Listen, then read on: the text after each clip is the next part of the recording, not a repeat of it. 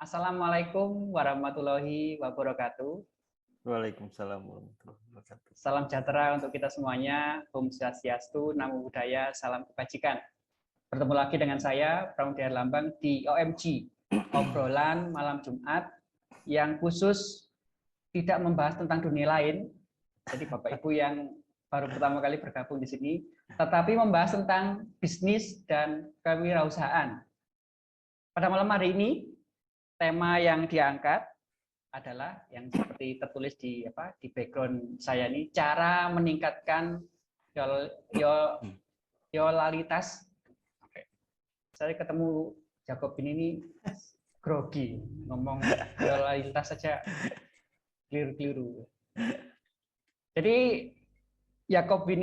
Coach Jacobin ini juga seorang profesional business coach, juga teknopreneur dan juga dosen di Universitas Kanjuran ya. Iya, benar. Ya. Susunan webinar kali ini yaitu pembukaan sudah saya lakukan, kemudian pemaparan materi oleh Coach Jacobin. Nanti di sela-sela pemaparan materi, Bapak Ibu bisa menanyakan kalau ada materi yang kurang jelas bisa ditulis di kolom chat. Kemudian sesi ketiga adalah Q&A, tanya jawab, dan keempat Zoom UMKM Expo. Jadi Bapak Ibu yang baru bergabung di sini, Bapak Ibu boleh mempromosikan bisnis Bapak Ibu berbicara di depan kamera langsung maksimal 3 menit. Mohon tidak berupa tayangan video atau brosur. Kemudian yang kelima adalah sesi foto bersama. Keenam, closing statement dari Coach Jacobin, dan terakhir adalah penutup. Tanpa berpanjang kata lagi, kita sambut dengan meriah Coach Jacobin. Silakan. Terima kasih Mas Bram, dan salam kenal nih teman-teman ya, teman-teman baru. Konsepnya Mas Bram ini luar biasa sebenarnya teman-teman. Jadi memang ini obrolan gitu ya, dan obrolan itu kan santai banget gitu ya. Iya. Jadi biar nggak kayak kuliah gitu. Nah biasanya santai, kalau teman-teman iya biasanya itu kan kalau teman-teman ikutan seminar, teman-teman ikutan workshop gitu kan tegang banget gitu ya. Nah karena ikut konsepnya Mas Bram ini konsep santai gitu ya. Saya juga lihat nih teman-teman banyak yang ada yang main di kuliner gitu ya, ada yang juga nggak main di kuliner tapi bermain di bisnis yang ada produknya gitu. Tapi ada juga tadi sempat saya lihat ada yang bisnis itu yang dijual itu ya produknya itu adalah layanan atau servis. Nah ini ya, jadi bisnis rata-rata tuh kalau kita ngomongin bisnis nih Mas Pram ya, nggak ada bisnis itu yang nggak ada produknya Mas Pram.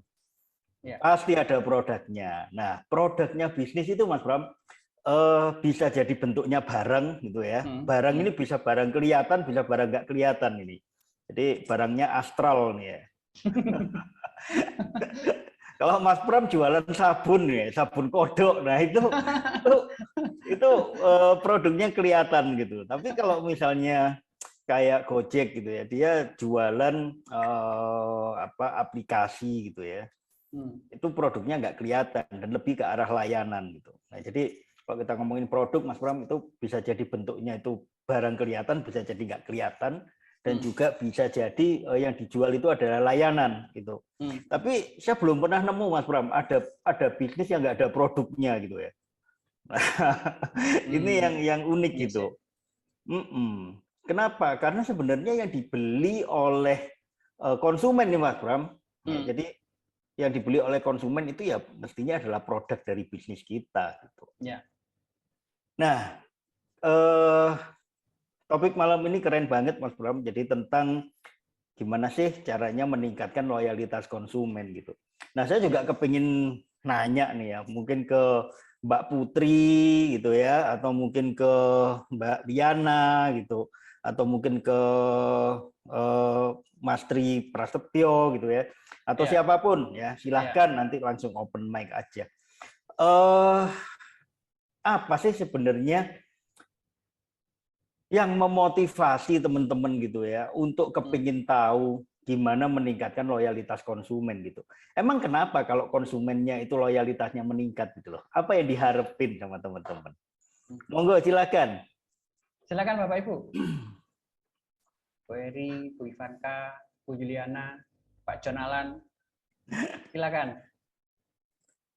Silakan, apa sih yang diharapkan sama teman-teman? Atau boleh deh ketikkan di kolom chat kalau misalnya teman-teman lagi mager gitu ya, mau open cam, aduh mager gitu ya. Atau mungkin lagi pakai daster nih gitu ya. Waduh, Mas Win aku lagi pakai daster gitu ya. Kalau aku open cam ini Mas Pram bisa heboh misalnya. Silakan teman-teman. Ketika di kolom chat gitu. Apa sih yang membuat teman-teman kepingin tahu gitu ya bahwa loyalitas konsumen itu perlu untuk ditingkatin. Emang kenapa gitu loh.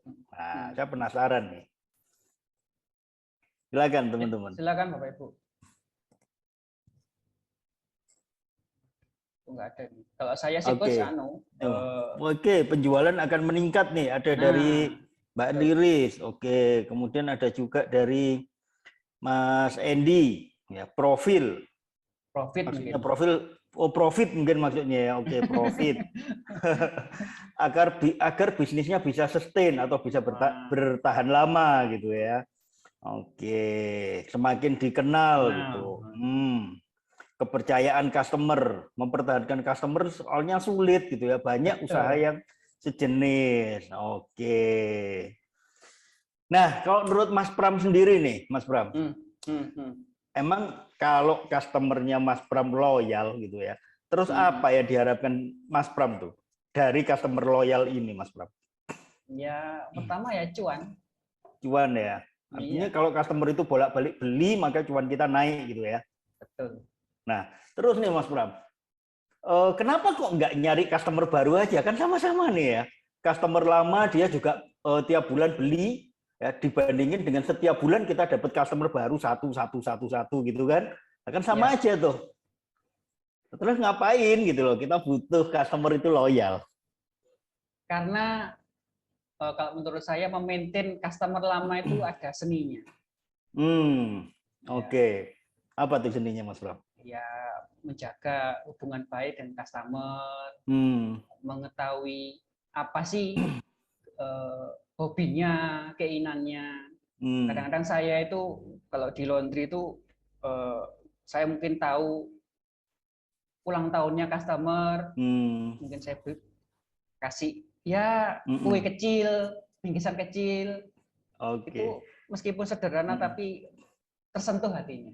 Oke. Terus dampaknya kalau buat bisnisnya Mas Pram sendiri, kalau customernya loyal apa sih Mas Pram? Ya pasti ada efek ini apa? Kalau bahasa Perancisnya itu getok tular itu. Ya. Jadi mouth to mouth gitu ya, dari mulut ke mulut gitu. Kalau kita melayani customer dengan baik, pasti dia akan cerita ke teman-temannya. Jadi menurut saya sih banyak penghematan sih daripada kita bikin iklan, sebar brosur. Oke, ini juga ada nih di teman-teman ya. Makin loyal customernya, maka pembelian bisa berulang-ulang kali gitu ya. Dari orang yang sama gitu, repeat ordernya ada. Oke, nah saya juga penasaran nih, kalau kita udah punya bayangan, oh iya ternyata customer loyal itu penting gitu ya. Nah, menurut teman-teman, apa sih yang bikin customer itu nggak loyal gitu ya? Monggo silakan ketikkan di kolom chat. Oke, kalau customer-nya loyal berarti barang kita bagus gitu ya, barang yang kita jual. Oke. Nah, sekarang apa yang biasanya bikin customer itu nggak loyal nih, teman-teman? Mutu, kurang perhatian gitu ya. Oke. Kecewa. Nice ya. Berarti nggak dapat kepuasan gitu ya. Kalau customer puas, bisa jadi dia loyal, ya. Bisa jadi dia juga sekali beli, dia nggak beli lagi gitu ya. Tapi bisa jadi loh, walaupun dia puas ya, dia tidak menjadi customer loyal, tapi dia ngomong ke orang lain gitu kan. Betul. Nah itu bisa kayak gitu. Karena jualannya seenaknya gitu ya, kadang jual, kadang tutup gitu. Waduh. Intinya adalah kalau saya lihat nih Mas Pram dan teman-teman, Ya. customer itu menjadi nggak loyal karena nggak puas gitu ya. Ada yang karena kehilangan aset gitu ya, tidak dapat kepuasan, kurang perhatian. Intinya adalah customer itu jengkel, customer itu marah gitu. Nah, ini saya mau share sedikit nih. Ya, silakan. Oke. Pak Yakub, saya mau Ya. mau ngasih apa ya? Istilahnya saya cerita dikit deh. Oh, boleh, silakan. Jadi saya kan istilahnya kalau beli kan di toko online ya, Tokopedia, Shopee. Nah, saya kan pelanggan apa namanya itu susu apa ya, Bos gitu ya, susu Optimum gitu ya. Saya udah berpuluh-puluh kali itu beli gitu ya. Kalau beli kan sekali 2 yang ukuran 800 gram. Nah, kita ganti toko gitu loh. Luar biasa pelayanan mereka. Kita kan orang baru, dikasih mug, dikasih hand sanitizer. Istilahnya nggak seberapa sih, Pak ya. Cuman kecil, cuman istilahnya perhatian itu membuat aku di sini aja deh. Nggak usah di sana lagi gitu, gitu loh Pak. Itu hal-hal kecil aja gitu membuat kita aduh aku di sini aja deh. Nggak maksudnya nggak di situ lagi gitu. Cari kita diperhatikan gitu kan. Udah gitu ada kami di toko kita beli ini gini, di chatnya lama sekali dibalasnya gitu loh. Iya, udah gitu bilangnya nanti akan sampai gitu kan 1 hari karena saya kan minta same day. Kenapa jadinya next day gitu kan? Ya itu loh pelayanan itulah yang membuat jadi customer jadi kapok gitu loh Pak, kapok karena pelayanannya kurang memuaskan. Itu aja sih Pak yang mau saya saksikan gitu. Hal-hal kecil aja tapi kita perhatiannya itu menimbulkan customer baru itu jadi aku di sini aja deh gitu. Oke. Ya, terima kasih Bu Riris. Nanti oleh Coach Yakobi nanti kita diberikan trik-trik cara mengambil hati customer. Nah, iya, mantap. Oke, thank you, Kak Riris. Jadi kalau dari yang pengalamannya Kak Riris tadi ya, memang ada 2 macam ya akhirnya kenapa orang itu bisa jadi loyal. Ya. Yang pertama karena dia nggak puas, atau yang kedua dia dipuaskan oleh toko sebelah gitu. Gitu. Tapi intinya adalah pada kepuasan tuh. Nah, masih berkaitan dengan kepuasan tadi ya, teman-teman. Nah ini, ya. Seringkali kalau cuman karena nggak puas gitu ya, itu malah masih bisa lah untuk kita kendalikan. Tapi yang paling serem tuh ya, kalau sudah customer itu marah. Nggak cuman dia nggak puas gitu ya, tapi kalau sampai customer itu marah itu luar biasa dampaknya ya, sudah reputasi kita jadi jelek gitu kan Mas Pram ya. Nah, yang jadi tantangan adalah kalau customer itu marah. Nah, jadi tantangan ini ya bagaimana akhirnya mengubah amarahnya customer itu bisa jadi berkah. Nah ini ya, jadi kalau kita udah yang marah aja bisa jadi berkah, apalagi yang puas gitu loh. Nah itu akan bisa jadi cuan lebih gede lagi sebenarnya. Jadi tambah melimpah nih kalau. Iya bener. Nah ini sedikit tentang saya teman-teman ya. Tadi udah disampaikan Mas Pram gitu ya bahwa saya seorang entrepreneur ya di bidang teknologi, biasa dikenal dengan technopreneur teman-teman. Kemudian selain itu saya juga ngajar ya, dan saya juga bantuin beberapa startup gitu ya, mulai dari nol dan sekarang udah running gitu. Kalau total sih yang sekarang jadi klien kami sekitar 148 startup dan UMKM ya, sekitar 80-an UMKM-nya. Itu sehari-hari teman-teman saya bekerja sebagai berprofesi sebagai profesional coach ya. Alhamdulillah sih ini kayaknya di Malang jadi yang pertama gitu ya untuk profesional coach yang memang dilisensi, diakui oleh ICF. ICF itu sebuah badan gitu teman-teman ya. ICF itu International Coaching Federation, jadi federasi yang isinya para coach ya sedunia teman-teman.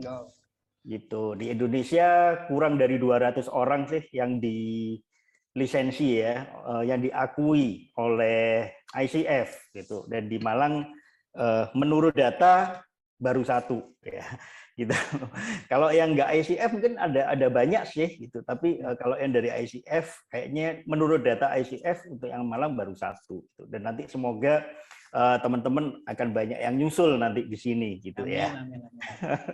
Silakan kalau ada yang pengen belajar jadi coach, ingin berbagi gitu ya, itu insya Allah akan barokah banget buat kita semua kalau kita bisa bantuin orang, sama kayak Mas Pram ini. Luar biasa semangatnya untuk bantuin orang nih. Nah, ini ya sebenarnya apa sih yang ada di kepala para pebisnis itu sebenarnya? Yang ada di kepala para pebisnis itu adalah berbagi manfaat sebenarnya, teman-teman. Nah, cuman bedanya berbagi manfaat tapi tetap harus ada cuannya, gitu, teman-teman. Jadi jangan dibalik tuh. Yang penting saya cuan. Syukur-syukur bisa berbagi manfaat. Nah, sekarang kita balik nih. Kalau kita cuman berpikir cuan, teman-teman, akhirnya kita akan menganggap customer kita, konsumen kita tuh teman-teman, mereka hanya sekedar ATM buat kita.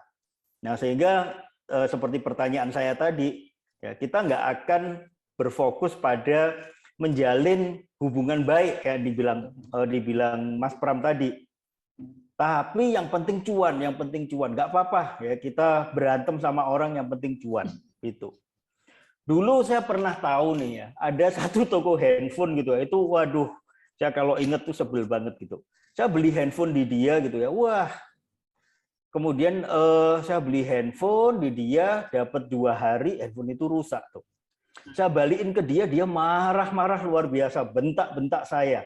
Loh, saya ini konsumen gitu ya. Akhirnya karena saya jengkel teman-teman ya. Maklum ya, masih darah muda gitu ya. Tuh handphone saya lempar tuh teman-teman. Saya lempar hampir kena kepalanya si yang punya toko itu gitu ya. Itu. Dan akhirnya saya pun sejak saat itu saya nggak mau beli lagi di sana. Dan yang paling mengerikan teman-teman, saya katakan kepada semua teman-teman saya, jangan beli di sana. Ini yang bisa membuat bisnis kita itu cepat gulung tikar gitu ya. Dan sekarang juga saya ketemu gitu ya. Dulu tokonya gede gitu. Ya, karena dia memang jual lebih murah dari yang lain ya. Sekarang tokonya udah tutup. Ya, saya nggak tahu tuh pindah kemana gitu ya. Hukum karma. Hukum karma kayaknya. Itu karena dia cuma berpikir cuan gitu ya. Jadi dia nggak ngurus gitu ya. Apakah saya berantem sama customer atau enggak? Apakah saya memuaskan dia atau enggak, dia nggak mikir. Bahkan customer diajak berantem sama dia. Nah, itu kan parah, Mas Pram.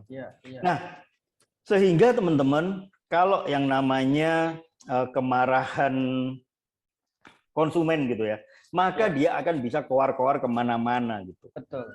Nah, kalau kita cuman sekedar misalnya ngomong ke teman-teman, ya kalau teman kita itu cuman 5 orang, 10 orang. Lah kalau teman kita itu kayak Mas Pram gini, ini temennya dari Sabang sampai Merauke gitu ya. Banyak banget. Belum lagi sekarang itu teman-teman ada sosial media.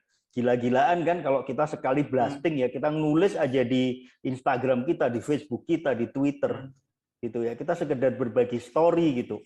Dengan tidak menyebut nama misalnya, tapi mengindikasikan toko handphone yang cukup besar terletak di daerah ini. Aduh, sudahlah gitu kan. Tamatlah di situ. Ya. Ini yang mengerikan sebenarnya. Kalau customer itu sudah marah, teman-teman. Nah, yang juga akhirnya perlu kita pertimbangkan adalah customer itu adalah raja. Ya, itu benar banget. Kenapa? Karena kita sebagai pebisnis, kita sebagai pengusaha, teman-teman kita itu ya makannya dari customer sebenarnya. Jadi yang ngasih duit ke kita itu ya dari customer. Itu apapun caranya, mau offline mau online, tapi duit kita datangnya dari customer. Ya. Tapi juga jangan sampai teman-teman dibalik, wah customer adalah raja, berarti saya ini adalah hambanya raja, jadi saya mau nggak mau diinjek juga saya mau. Nah, jangan seperti itu juga teman-teman ya. Kita tetap harus punya rules, kita harus punya apa Aturan namanya? Kita harus punya aturan main gitu. Supaya apa? Supaya kita sama-sama enak. Prinsip bisnis nih, Mas Pram dan teman-teman. Ya. Prinsip bisnis itu adalah konsumen kita itu adalah partner kita sebenarnya. Betul, gitu. betul. Nah, artinya apa? Ya kalau bisa gitu ya, sebisa mungkin kita memuaskan dia dengan kita sendiri nggak rugi. Nah, itu yang perlu untuk dipegang. Seringkali nih teman-teman yang saya temui gitu ya, karena ada yang ngomong pembeli adalah raja, ya. Jadi dia apa yang pembeli mau dia kasih nih. Bahkan dia bisa sampai rugi. Pembeli komplain gitu ya, diiyain. Kemudian nanti berikutnya komplain lagi, diiyain. Padahal belum tentu itu adalah kesalahan kita. Ya, ada banyak cara bagaimana kita memuaskan orang lain. Gitu. Nah, yang penting balik lagi mindset kita seperti apa nih teman-teman. Boleh kita menganggap bahwa pembeli adalah raja gitu ya. Tetapi yang mau kita pelajari hari ini adalah bagaimana kita memuaskan mereka dan menempatkan kita di posisi yang benar, teman-teman. Jadi oke, kita harus dapat cuan. Iya. Kita harus memuaskan mereka supaya apa? Supaya nanti para pelanggan kita ini loyal sama kita. Seperti yang tadi Mas Pram bilang. Kenapa? Karena teman-teman, kita tidak hanya mau jadikan customer kita itu sebagai mesin ATM kita, tapi kita juga mau menjadikan customer kita itu adalah agen-agen penjualan kita, teman-teman. Betul, betul. Gitu. Jadi kayak Mas Pram tadi bilang, wah kita harus cetak brosur, kita bikin iklan gitu kan, kita berbayar gitu ya. Ya. Nah, coba nih kalau sekarang saya nanya, ya. Sekarang saya nanya nih. Silakan. Mas Pram. Ya. Lalapan bebek paling enak di mana, Mas Pram? Waduh. Lalapan bebek. Sinjai. Lalapan ayam deh. Oh, bebek sinjai. Oke. Kalau lalapan ayam di mana, Mas Pram? Lalapan ayam ini dekat rumah ini di. Yang enak menurut Mas Pram? Oh, di Soekarno-Hatta, di Pak Haji Slamet. Oke. Di Pak Slamet ya, Haji Slamet ya. Iya. Oke. Pak Pram kenal nggak sama Haji Slamet? Enggak. Pernah beli di situ? Pernah. Enak? Enak. Mas Pram ngasih tahu saya, terus kalau saya beli di Haji Slamet, Mas Pram dapat komisi berapa dari Pak Haji Slamet? Ya nggak dapat sih, cuma saya sharing ke Coach Win, ini loh, ada lalapan ayam enak. Ya. Padahal saya tidak mengharapkan apa-apa dari Pak Haji Slamet. Nah, ini loh teman-teman ya. Bayangin kalau Pak Haji Slamet harus endorse ke Mas Pram gitu ya. Bayarin Mas Pram gitu, nggak murah bayarin Mas Pram gitu kan. Nah, tapi karena Mas Pram ini jadi konsumen loyalnya Pak Haji Slamet, maka Mas Pram mempromosikan secara gratis. Nah, ini loh yang luar biasa teman-teman. Ya, dari seorang yang puas, dari seorang yang loyal, tidak harus Mas Pram itu setiap hari beli di sana. Setiap kepingin bebek beli di sana. Enggak. Tapi setidaknya kalau ada orang nanya gitu kan, Mas Pram akan suggest gitu. Ya. Oh, di Pak Haji Slamet enak gitu. Ya. Nah, padahal Mas Pram nggak dapat apa-apa. Artinya apa? Dengan sukarela, teman-teman. Betul. Nah, sekarang bagaimana kita bisa membuat orang itu merasa puas dan ikhlas untuk menjadi agen-agen pemasaran kita. Karena hanya orang-orang yang puas yang mereka itu mau menjadi agen kita, teman-teman. Gitu. Nah, kalau teman-teman ya pernah saking jengkelnya gitu seorang konsumen gitu ya, mentolo dihajar gitu. Ya.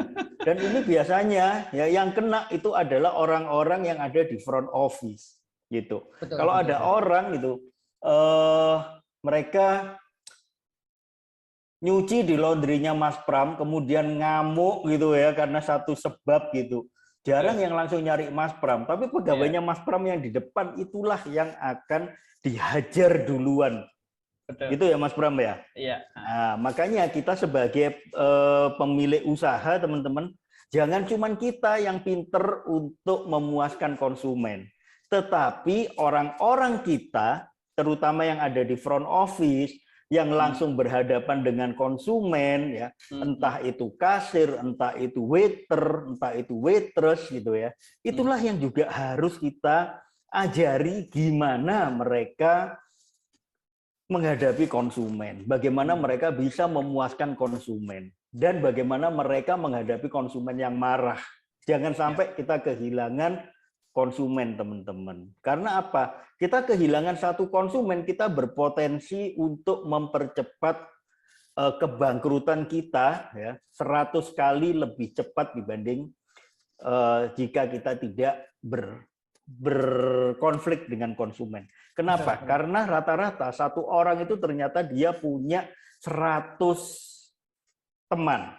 Nah, bayangin aja gitu kan, kalau 100 teman ini dapat omongan nggak enak dan mereka ini yang semula akan datang ke tempat kita, batal datang ke tempat kita. Wah, udah mempercepat kebangkrutan kita. Ya, makanya jangan cuma kita yang belajar, teman-teman, tapi staf-staf kita, karyawan-karyawan kita juga harus diajarin gitu ya. Nah, sebenarnya kita harus tahu nih, marah itu kenapa? Karena dia tidak senang dengan sesuatu terus diempet. Nah, ini ya, sehingga memuncak dan akhirnya meledak. Bisa jadi sekali, 2 kali dia akhirnya meledak, teman-teman. Gitu. Nah, kenapa orang bisa marah? Nah, ini yang kita juga harus pahami, teman-teman. Karena orang itu marah karena beda persepsi, teman-teman. Kalau dia nggak beda persepsi, dia nggak bakal marah, gitu. Ya, oke. Saya mau nanya dulu nih ke teman-teman. Mas Pram, ya. Mas Pram terakhir marah kapan, Mas Pram? Terakhir marah kapan nih? Terakhir marah itu mungkin seminggu yang lalu. Oke, bisa ceritain kenapa Mas Pram marah? Ya, ini ke karyawan sih.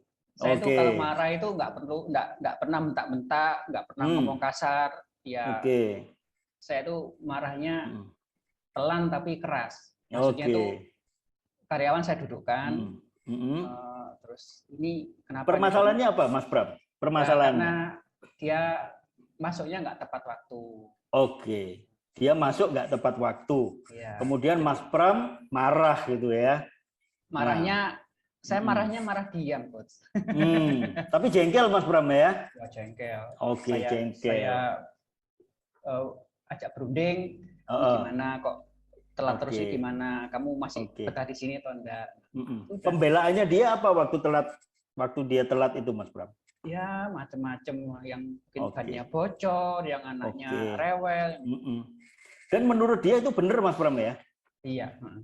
Nah, itu kan Mas Pram marah karena Mas Pram melihat dari sudut pandangnya Mas Pram bahwa ban kamu bocor, kemudian anak kamu rewel, itu urusanmu, yang penting kamu datang ke sini nggak boleh telat.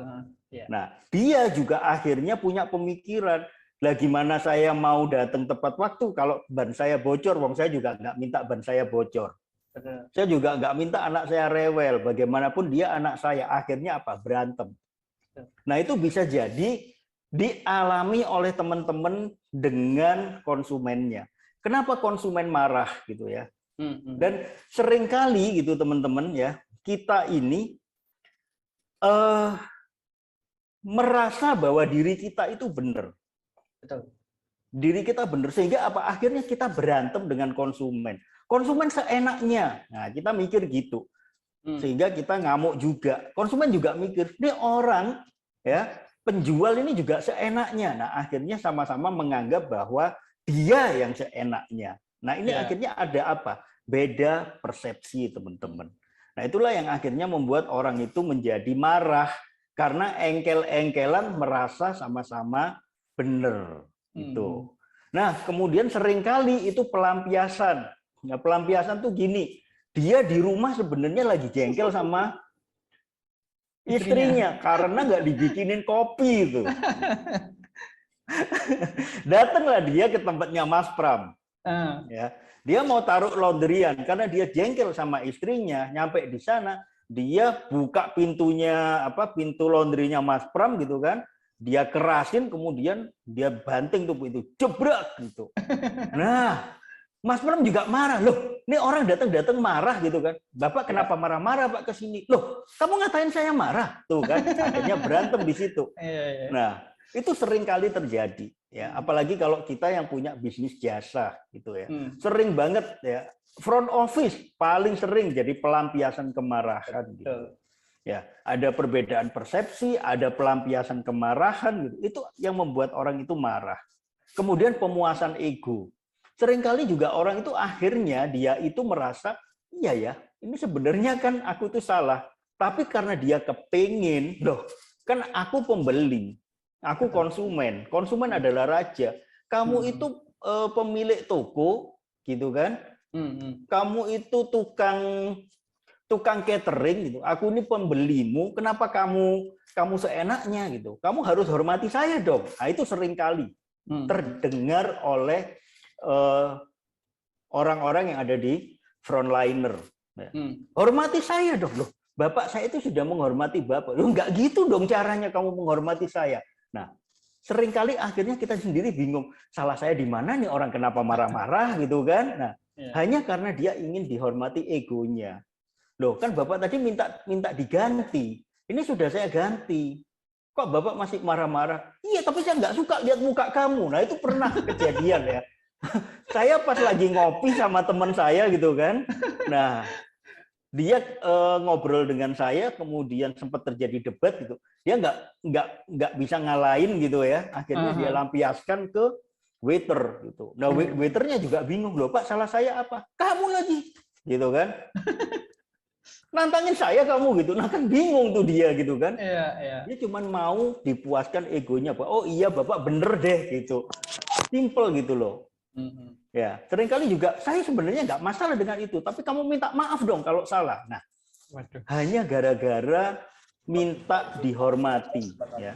Pemuasan ego itu juga sering bikin orang marah, teman-teman. Ya. Nah, biasanya kalau konsumen yang udah marah-marah kayak gini gitu ya, maka yang ada di pikirannya dia adalah aku benar dan kamu salah. Sama juga akhirnya kalau kita sebagai pemilik bisnis gitu ya, kita sampai berantem dengan konsumen, yang ada di kepala kita akhirnya gitu, aku benar, kamu salah gitu. Atau yang kedua, oke deh, kalau gitu saya memang salah, tapi kamu lebih salah. Nah itu ya pemuasan ego tuh. Ini sering banget loh kayak gini nih ya. Iya kan, iya deh aku salah gitu, tapi kamu juga salah gitu. Kenapa kamu dari tadi nggak ngasih tahu? Loh kan tetap aja gitu ya.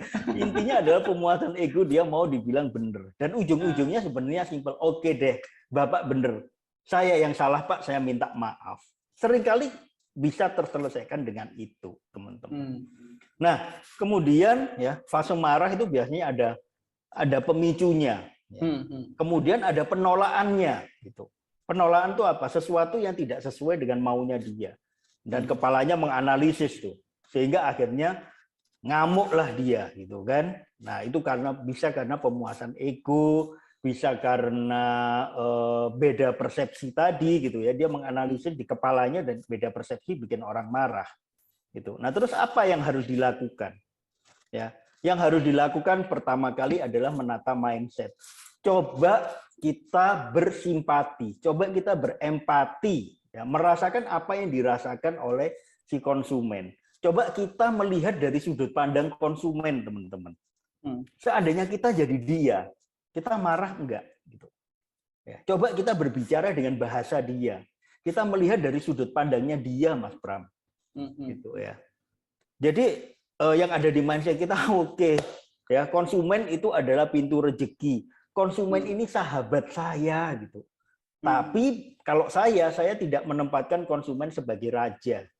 Ya, mungkin beda ya kalau teman-teman sering ikut seminar pemasaran dan lain sebagainya. Konsumen adalah raja, buat saya enggak. Konsumen itu sahabat saya. Ya, kalau konsumen adalah dewa, konsumen adalah raja, konsumen adalah Tuhan kita gitu ya, maka ya kita diinjek-injek juga diem. Ya. Tapi kalau konsumen itu adalah sahabat kita, maka kita akan selalu berusaha untuk berpikir sama dengan dia. Kita memperlakukan dia sebagai sahabat ya. Kayak gimana sih sahabat gitu? Bisa jadi saya yang salah, bisa jadi dia yang salah. Gitu. Jadi kita nggak cari salah-salahan, kita cari solusinya. Dan dia adalah pintu rezeki kita, makanya jangan diajak berantem gitu. Ini ada yang komentari konsumen adalah jodoh kita. Waduh. Konsumen adalah Jodoh kita. wah, betul banget ya. Kalau kita ngomongin law of attraction ya teman-teman, law of attraction itu apa? Itu hukum tarik menarik ya, yang ada di alam semesta gitu. Saya sendiri juga mempelajari itu dan saya sangat percaya dengan itu teman-teman. Artinya apa? Tidak ada segala sesuatu yang kebetulan. Dan karena itu jadi mindset saya tidak pernah mengatakan kebetulan. Saya selalu mengatakan kebenaran. Kenapa? Karena sesuatu itu terjadi karena memang dia harus terjadi. Sehingga kita pun ada di sini, saya ketemu dengan teman-teman, ini bukan kebetulan. Ya karena memang disegerakan oleh alam semesta menjadi seperti ini. Nah, sama juga konsumen datang ke tempat kita, itu juga bukan kebetulan. Kita ketemu dia juga bukan kebetulan gitu loh. Nah ini yang memang, ya inilah jodoh gitu ya. Bisa jadi konsumen itu memang dia bawa rezeki, bisa jadi konsumen ini membawa pembelajaran buat kita teman-teman. Nah ini yang penting nih. Kita dimaki-maki dan sebagainya. Kalau kita melihat bahwa ini dia memaki-maki karena rasa nggak puas dan dia adalah sahabat saya, maka ini saya anggap sebagai kritik loh. Ya, betul. Untuk memperbaiki diri. Dia nggak akan marah. Oh iya, gitu kan. Namanya sahabat tuh kadang-kadang ngomongnya nggak enak gitu ya. Tapi itu semata-mata karena ada pembelajaran yang ingin dibawa kepada saya gitu teman-teman. Nah, kemudian yang berikutnya adalah sebenarnya orang yang marah ini bisa jadi dia nggak marah ke kita. Bisa jadi kita cuma jadi pelampiasan gitu ya. Nah, kalau sudah seperti itu, ya kita jangan terfokus kepada kemarahannya dia, tapi fokuslah pada solusi, teman-teman. Oke, dia udah ngomong macam-macam, kamu tuh kurang ajar, kamu gini. Oke, sekarang Bapak maunya seperti apa? Nah, itu enak banget kan gitu. Jadi kita tidak, loh enggak Pak, saya enggak kayak gitu Pak. Bapak juga jangan seenaknya Pak, kita juga enggak mau Bapak gitu. Akhirnya yang terjadi adalah kita larut pada masalah. Gitu. Tapi kalau kita fokus pada solusi nih, kita akan nanya. Gitu kan. Oke Pak, jadi Bapak maunya seperti apa? Bagaimana kami bisa membantu Bapak menyelesaikan masalah Bapak ini? Apa yang Bapak harapkan dari kami? Nah itu enak banget. Ya, gitu. Jadi kita menarik ke arah solusinya kayak gimana teman-teman. Nah ini ya, kalau dia udah marah-marah dan sebagainya gitu ya, dia cuma minta minta untuk kita itu minta maaf. Oke Pak, saya minta maaf.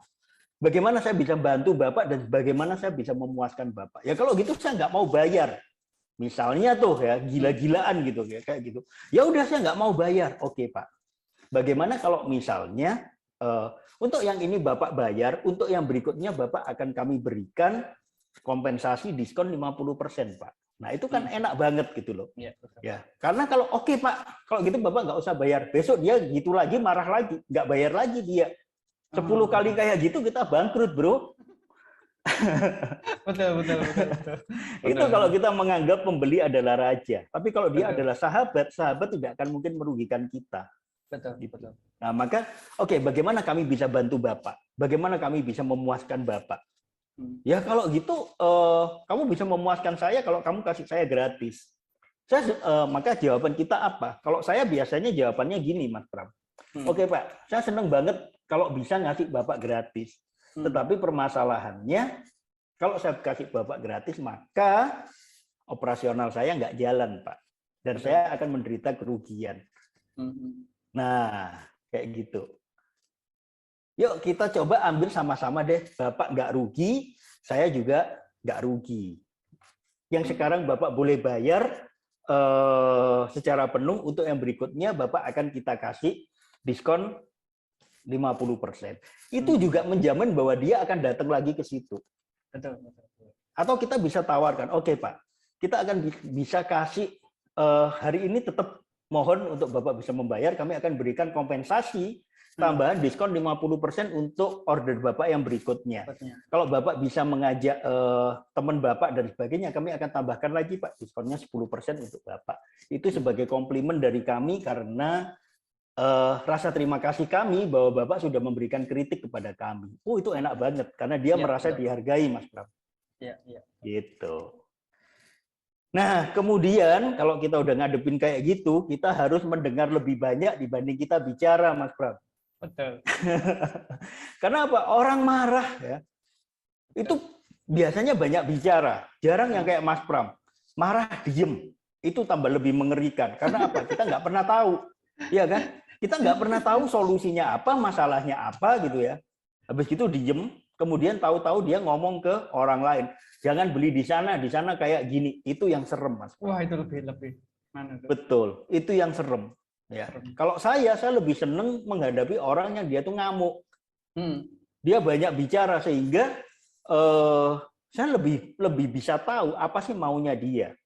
Gitu. Ya. Berarti orang yang lebih perhatian lebih ke kita ya, Pak? Iya, benar. Iya. Benar. Kita bisa korek dia lebih banyak gitu loh, dan kita bisa banyak belajar dari situ. Nah, bagaimana untuk bisa mendengar lebih banyak? Bersimpatilah kepada dia. Ya. Dengarkan dia gitu ya. Kemudian setelah kita bersimpati, kita berempati. Coba letakkan diri kita itu di posisi dia. Betul. Kita coba memahami apa sih permasalahannya, ya. Dan jangan lupa apa yang dia harapkan, solusi apa yang dia harapkan. Jangan hanya memahami permasalahannya, tapi pahami juga solusi apa yang dia harapkan dari kita. Sehingga kita bisa menawarkan untuk membantu dia menyelesaikan masalahnya. Karena apa? Seringkali marah itu karena beda persepsi, Mas Pram. Seperti di awal tadi. Maka kalau kita udah bisa melihat dengan persepsi yang sama, bisa melihat dari sudut pandangnya dia, kita bisa memahami, maka kita juga akan tahu. Gitu loh. Apa yang bikin dia marah, kita bisa jelasin, dan kita bisa tawarkan solusinya seperti apa. Menawarkan solusi yang paling enak adalah, oke, solusi seperti apa yang Bapak harapkan dari kami?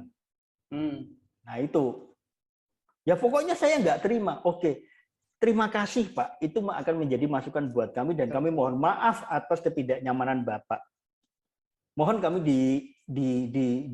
diberitahu bagaimana kami bisa membantu Bapak supaya Bapak bisa mendapatkan kepuasan dari layanan kami saat ini. Nah, itu lebih enak, Mas, karena dia akan merasa untuk dihargai di situ. Nah, ini ya, tawarkan alternatif. Ya, dijelaskan ya, seperti apa sih rules-nya gitu.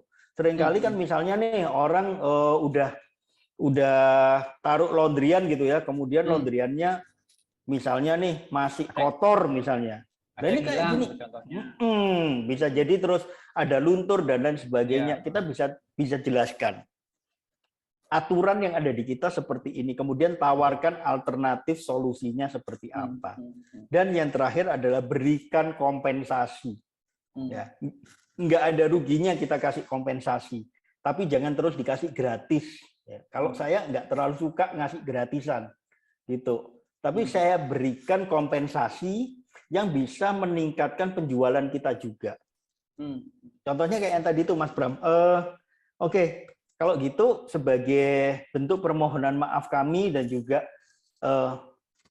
menunjukkan terima kasih kami kepada Bapak yang sudah memberikan masukan, kami berikan tambahan diskon 30% Pak untuk pembelian berikutnya jika Bapak mengajak teman Bapak ke sini. Nah, itu enak banget. Kita seakan-akan memberikan kompensasi gitu kan, tapi kita juga membawa dia pada satu kondisi di mana dia nanti akan datang bawa temennya. Betul.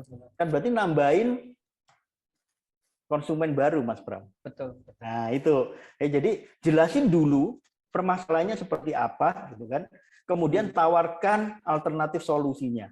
Tapi yang paling enak ya, pada saat kita mau menawarkan itu, tanya dulu ke dia solusi seperti apa yang dia harapkan. Barulah kita tawarkan. Kalau seperti itu, Bapak, mohon maaf kita nggak bisa. Bagaimana kalau seperti ini? Gitu. Ya, betul. Ya, jadi jangan hanya sekedar menolak gitu. Wah ya sorry Pak ya, nggak bisa Pak kalau Bapak maunya kayak gitu. Wah itu malah panas orangnya. Gitu. Iya. Tapi kalau kita tawarkan, mohon maaf Pak, kalau seperti itu kita nggak bisa karena ada banyak hal yang membuat kami tidak memungkinkan untuk itu. Yang bisa kami lakukan adalah ini. Jadi ada alternatif solusinya. Kemudian tawarkan juga kompensasi atau compliance untuk sebagai apa ya, sebagai kompensasi lah dari kita sebagai apresiasi pada dia bahwa kita memang benar-benar menghargai dia sebagai konsumen kita, sebagai sahabat dia, sebagai sahabat kita, gitu. Ya, kemudian naikkan penawarannya. Oke Pak, nah ini mumpung nih kayak gini gitu ya. Kalau Bapak bersedia untuk memberikan feedback nih Pak, bagaimana supaya layanan kami bisa lebih baik ke depannya, maka kami akan berikan tambahan diskon Pak. Nah misalnya seperti itu. Tambahan diskon kalau Bapak sekaligus nih mau nyucikan sepatu ke kami misalkan, itu sudah upselling gitu. Dia nggak cuma nyuciin baju tapi dia juga bisa nyuciin sepatu. Nah kemudian penawaran untuk referral itu berarti mengajak orang lain untuk datang ke kita. Nah itu artinya adalah dia sudah menjadi agen pemasaran kita, Mas Bram. Gitu. Nah mungkin itu yang bisa saya sampaikan teman-teman. Kasus paling sulit itu memang adalah menghandle amarah orang. Tapi kalau kita sudah bisa mengubah amarah itu jadi berkah, apalagi yang dia nggak marah gitu ya. Itu enak banget ya. Apalagi kita bisa memuaskan dia, wah itu luar biasa gitu. Wong yang marah aja jadi berkah, apalagi yang puas. Nah mungkin itu sih Mas Bram yang bisa ini ya, bisa tak sampein gitu. Nah mungkin ini ilmunya daging ini ya. Selanjutnya tak kembalikan ke Mas Bram. Ya, terima kasih Coach. Ini ilmunya sangat apa ya? Apalagi saya di bisnis yang jasa ini relate sekali. Tadi Coach Jacobin menerangkan kita dituntut untuk punya keterampilan mendengar, jadi bersimpati, empati, dan memahami. Cara berlatihnya itu seperti apa, Coach? Berlatih untuk mendengar. Oke, berlatih untuk mendengar. Nah, berlatih untuk mendengar itu ini sebenarnya kompetensi seorang coach, Mas Pram. Ya. Jadi salah satu kompetensi coach, ya, kemampuan dasar seorang coach yang harus dimiliki ya oleh coach itu adalah kemampuan untuk mendengar aktif. Jadi sebenarnya bukan sekedar mendengar ya, mendengar aktif itu adalah mendengar dan menemukan makna, Mas Bram. Nah, untuk bisa seperti itu, yang pertama yang harus kita lakukan adalah kita punya niat dulu. Ya, kita menata mindset dulu bahwa, oke, ini adalah sahabat saya nih, yang ada di depan saya ini sahabat saya. Ya, dan saya kepingin membantu dia. Itu intention kita, itu niatan kita. Karena bagaimanapun mindset itu menggerakkan ucapan dan menggerakkan saraf-saraf kita. Itu awalnya dari mindset. Maka kita tata dulu mindsetnya. Ini sahabat saya mau bantu dia. Ya. Nah, yang berikutnya adalah dengarkan apa yang dia omongin. Kemudian temukan kata kuncinya, Mas Bram. Nah ini menemukan kata kunci itu artinya, kata kunci itu biasanya yang pertama dia omongkan berkali-kali, lebih dari satu. Saya tuh jengkel sebenarnya, nggak terima. Tadi kamu mengatakan seperti itu, bener-bener deh saya nggak terima. Nah itu sebenarnya permasalahannya adalah pada saat dia nggak terima. Gitu. Jadi bukan pada jengkelnya sebenarnya. Jengkel itu cuman sekedar lewat, tapi permasalahannya adalah dia nggak terima. Nah, maka kita bisa tanyakan, jangan kita nanya apa sih yang bikin Bapak jengkel?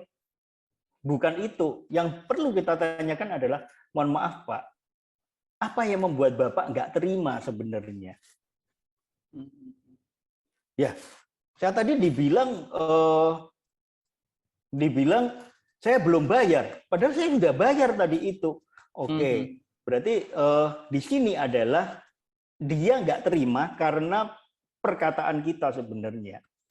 Nah, maka kita harus memaknai itu. Jadi bukan perkara dia bayar atau nggak bayarnya, tetapi adalah egonya dia, gitu ya. Egonya dia itu tersinggung bahwa dia dibilang nggak bayar sebenarnya.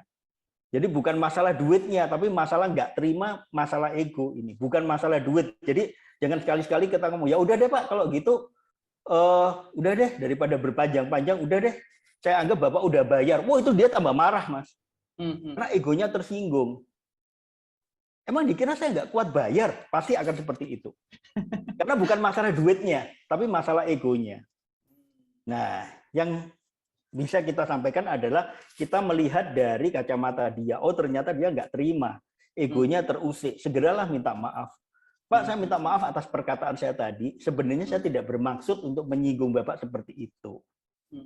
Nah, itu jadi ke arah egonya. Mohon waktu sebentar ya Pak, saya akan coba cek. Saya akan hitung ulang uang yang ada di kas saya sebentar. Nah, itu seperti itu ya. Jadi jangan langsung ke arah udah deh, saya anggap Bapak udah bayar. Wah, dia pasti marah lagi karena masalahnya bukan pada duitnya, Mas Pram. Gitu ya. Jadi kita punya niatan baik dulu, menganggap dia sebagai sahabat. Kemudian yang kedua, temukan kata kuncinya apa. Nah, itu yang penting. Ya, sehingga dari situ kita bisa mengambil makna apa sih yang bikin dia marah sebenarnya. Gitu. Nah, kalau kita ingin memuaskan konsumen, kemudian kita menanyakan feedback juga sama. Misalnya nih, saya punya laundry, kemudian Mas Pram laundry ke saya gitu ya. Kemudian saya tanya, Mas Pram, ini sudah laundry yang keberapa ya Mas Pram ya? Seingat saya sih udah lebih dari yang ketiga ya. Wah, ini udah yang kelima nih, misalnya gitu. Oke, sebenarnya saya mau ngobrol dikit nih Mas Pram, untuk meningkatkan layanan kita supaya kita bisa melayani Mas Pram lebih baik lagi. Apa yang Mas Pram rasakan selama laundry di tempat kami? Nah, itu dia pasti akan cerita tuh. Nah, pada saat dia cerita sama Mas Pram, temukan kata kuncinya. Satu, biasanya memang dia yang diulang-ulang. Kedua, kalau dia pakai kata-kata kiasan. Wih, itu bener-bener ngelondri di tempat Mas Win itu bener-bener membuat saya kayak raja misalnya. Layanannya bener-bener bikin saya kayak raja. Nah, itu kan kiasan gitu ya. Nah, itu kata kunci kuat tuh di situ. Sehingga kita bisa mendengar dengan aktif, oh berarti dia memang ingin diperlakukan seperti raja. Nah, itu kita bisa tanyakan, tepatnya apa sih yang membuat Bapak puas banget? Perlakuan kami yang mana yang membuat Bapak merasa seperti raja? Karena tidak semua orang butuh untuk dapat harga murah, Mas Pram. Orang kayak gini dia nggak butuh harga murah. Betul. Gitu. Nah, makanya kalau kita bilang, wah, terima kasih Pak, kalau Bapak puas banget di sini, besok-besok Bapak tak kasih diskon deh. Dia nggak butuh, Mas Pram. Iya. Gitu. Makanya kita harus tahu nih, orang ini kebutuhannya apa. Oh, ternyata dia butuh dianggap sebagai raja. Nah, maka layanannya yang bisa kita tawarkan pada dia, jangan harga murah. Betul. Pak, daripada Bapak sekarang capek-capek Pak ke sini. Seorang raja itu tinggal telepon perintah Pak, nanti kami yang datang. Udah Bapak nggak usah bingung. Iya. Bapak tinggal telepon, Bapak tinggal perintah, kami yang datang Pak. Hujan-hujan kami datang. Gitu. Cuman ada tambahan ini ya Pak, ada tambahan biaya perjalanan Pak, misalnya ya, gitu. Ongkos kirim. Jangan bilang ongkos kirim Mas, biaya perjalanan. Iya, biaya layanan. Biaya layanan boleh. Betul. Untuk membantu kami meningkatkan layanan kami Pak, ini ada sedikit pembeda untuk tarifnya. Betul. Tapi kan Bapak tidak perlu kemana-mana. Gitu. Ya. Orang kayak gini nggak butuh dikasih diskon Mas, orang kayak gini butuh dilayani. Iya.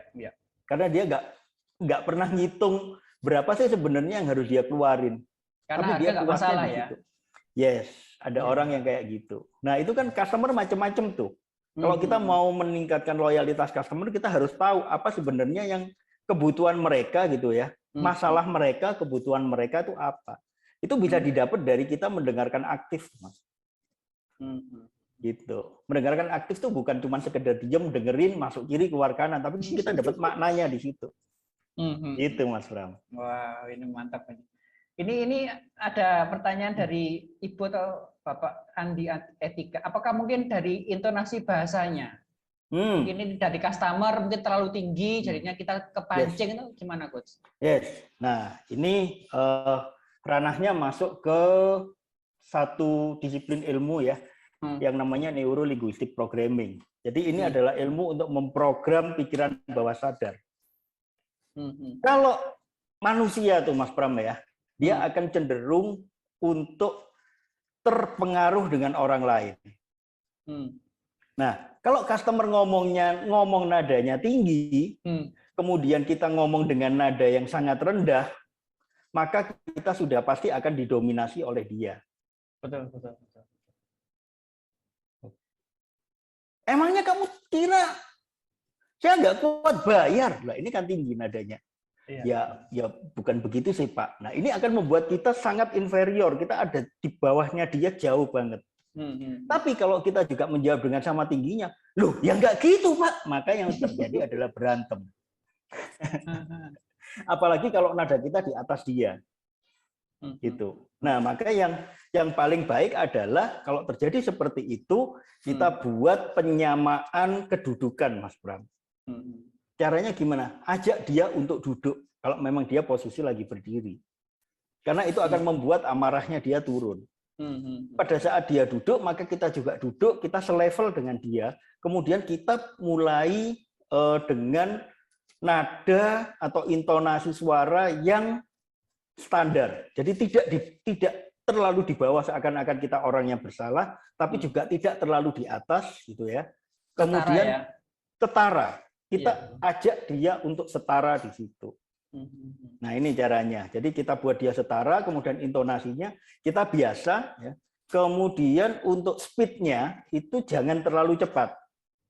Loh, enggak Pak, yang saya maksud itu bukan seperti itu. Karena sebenarnya, nah itu akan membuat orang juga makin terpicu.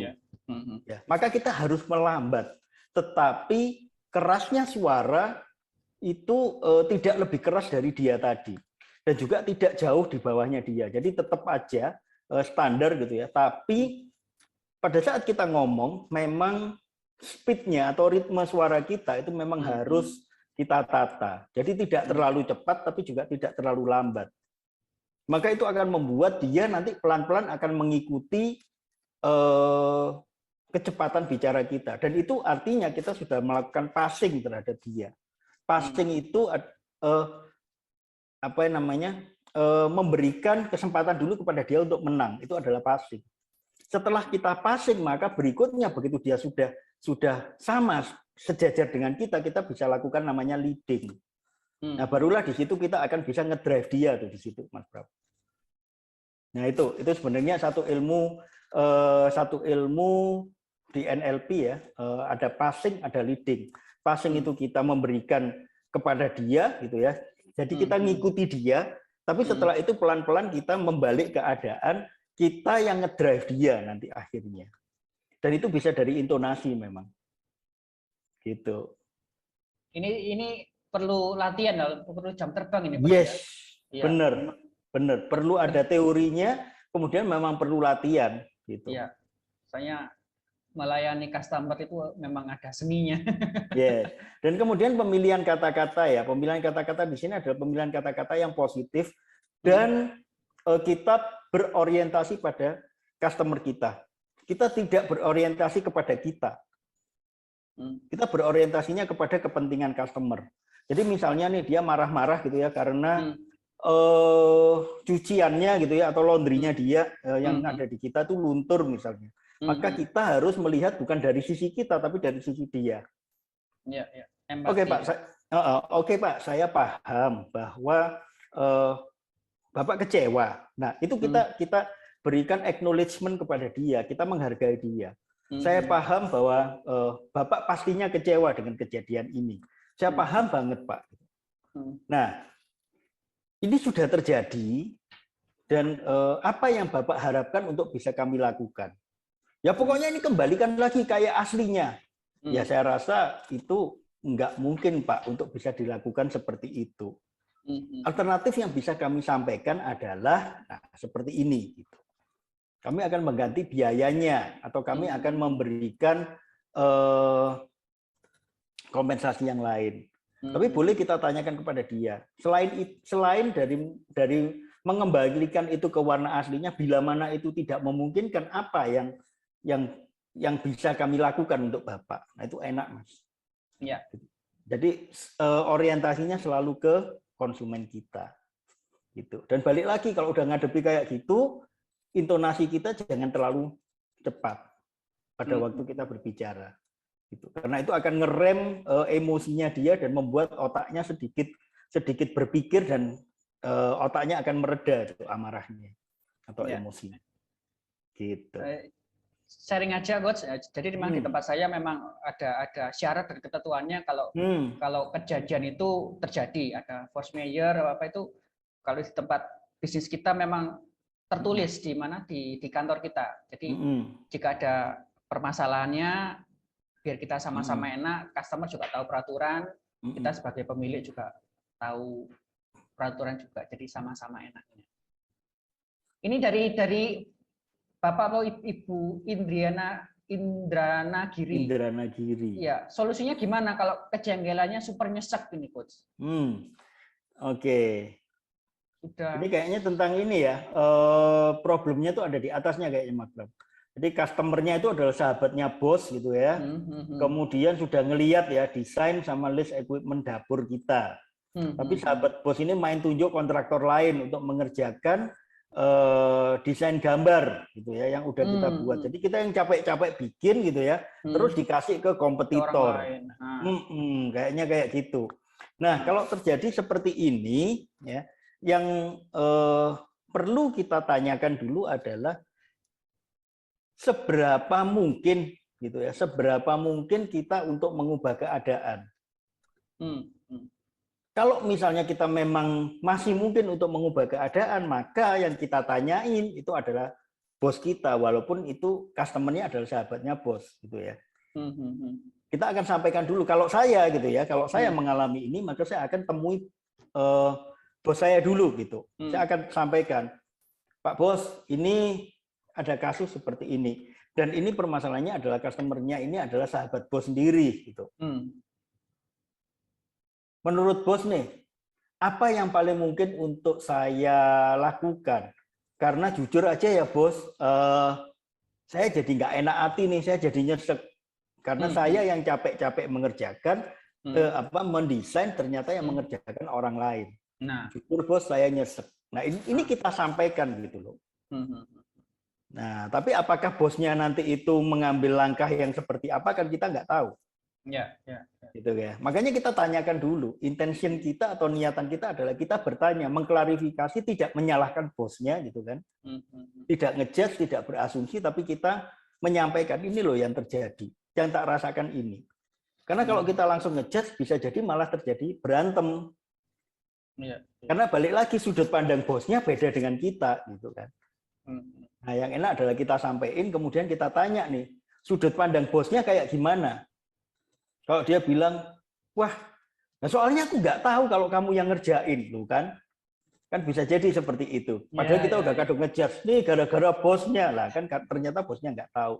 Makanya yang enak adalah kita sampaikan aja apa adanya gitu ya. Kalau saya, tapi kan saya nggak nuntut apa-apa, saya cuma bilang, saya udah capek-capek bikin ini, ternyata yang eksekusi adalah kompetitor saya, bos gitu. Cobalah kalau bos ada di posisi saya. Kan tentunya bos bisa ngerasain tuh kayak gimana. Nah, itu kita kalau saya lebih suka untuk menyelesaikan pertanyaan itu dengan bertanya kalau saya. Gitu. Karena apa? Orang bertanya itu nggak bisa disalahin, Mas Bram. Nggak ada orang disalahin karena bertanya gitu ya. Tapi kalau kita memberikan statement, bisa jadi kita disalahin karena statement kita. Tapi kalau kita nanya kan enggak. Menurut bos terus enaknya gimana nih bos? Nah kan kita nanya tuh. Tapi kalau bos harusnya bos itu kan ini dikasih ke saya bos, jangan dikasih ke orang lain. Nah itu berantem. Ya kan? Kamu tuh mikirnya kok kayak gitu. Kamu tuh gini. Nah akhirnya berantem. Tapi kalau kita ngomong menurut bos enaknya terus gimana? Karena yang saya rasakan seperti ini. Loh kan saya nanya gitu kan. Nah itu, ya makanya kalau saya itu lebih suka nanya, Mas Pram, untuk menyelesaikan permasalahan. Kalau ini, kalau dari pertanyaan Bu Indrana ini ada apa pertanyaan menggelitik ke saya. Kalau menyangkut like and dislike ini bagaimana kalau bosnya seperti itu, Coach? Like and dislike gimana nih? Kemauannya kita yang kerja tapi dikasihkan ke kompetitor. Nah ini nah, iya. mungkin karena bosnya kita nggak suka dengan kita, nah ya kita kecewa. Nah, gimana? Pertanyaan saya sekarang, bagaimana kita tahu bahwa bosnya memang nggak suka ke kita? Apakah bosnya pernah ngomong? Ataukah itu hanya asumsi kita? Makanya kalau saya nanya, apa sih yang membuat bos lebih memilih untuk menyerahkan ini kepada kompetitor saya, bos? Ntar kan dia yang jawab, Mas. Iya. Tapi kita kan tidak berasumsi. Betul. Gitu.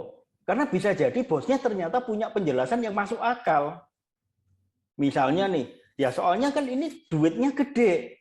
Sementara saya nggak mau bayar di depan. Saya maunya ini dikerjain dulu, begitu selesai nanti baru saya bayar. Barulah kita mikir, iya ya, kalau misalnya saya yang suruh ngerjain ternyata modal saya nggak nutut, lah kan bisa jadi, Mas. Gitu. Ya, makanya kalau di dalam ilmu mendengarkan aktif, gitu ya, kenapa kita harus mendengarkan aktif? Karena supaya kita tidak ngejudge, supaya kita tidak berasumsi, gitu, dan supaya kita tidak terasosiasi. Maksudnya terasosiasi itu terbawa larut ke dalam pengalaman kita di masa lalu, gitu.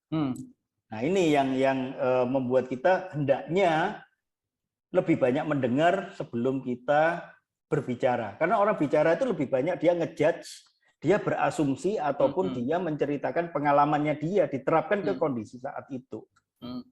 Gitu, Mas Bram. Makanya ada yang pernah bilang Tuhan itu menciptakan 2 telinga tapi 1 mulut ya.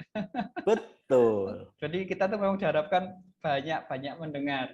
Iya, betul. Banyak-banyak mendengar. Kenapa ya? Karena itu supaya kita tidak ngejudge gitu kan. Kita udah tahu duluan apa sih sebenarnya alasannya dia itu. Kita tidak ngejudge, kita tidak berasumsi. Kalau kita seperti tadi, wah ini si bos ini pasti dia nggak suka sama aku, itu ngejudge.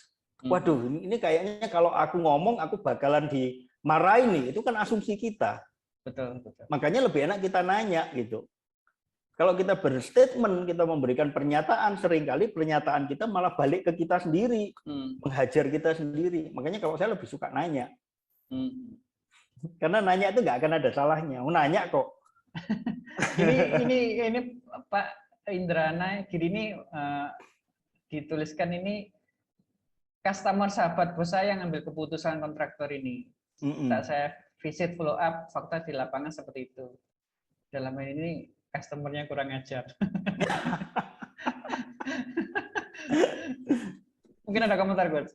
Iya, kalau saya sih balik lagi ya. Lepas dari customer itu kurang ajar atau tidak, kalau saya mungkin boleh bertanya ke Pak Indrana adalah seperti ini. Oke.